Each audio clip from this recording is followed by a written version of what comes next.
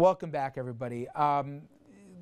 Let's talk a little bit closer to home and Andrew Cuomo. His numbers are very good, but Richard, about the only member of the press he was talking to lately, Fred Dicker, there seems to be a falling out here. In fact, Fred Dicker writes for the Post and has a radio program, said, and he referenced a source in Albany, quote, "It's all about maintaining," speaking of Governor Cuomo, "his numbers now, not about the best policies for the state." And there went on to be criticism, almost a Captain Queeg-esque, that Governor Cuomo, if anyone speaks out of line here, there's going to be hell to pay.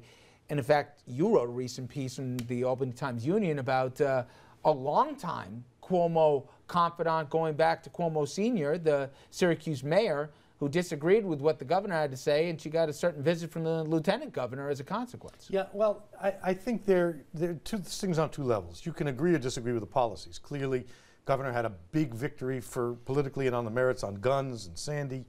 And then there's been an erosion of his focus on the things that governors do to govern the state.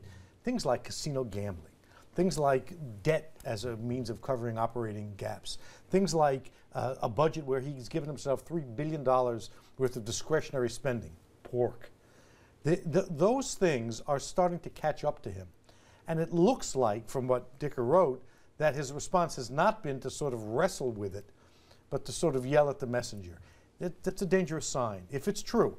What's interesting about this is Fred Dicker has been the semi-official spokesman for the Cuomo administration.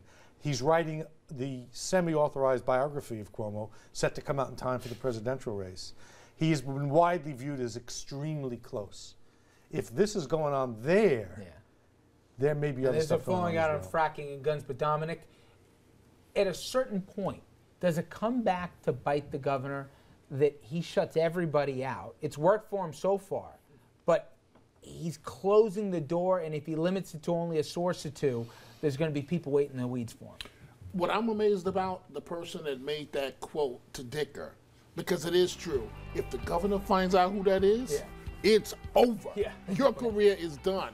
Governor Cuomo will continue. He's always been the same person.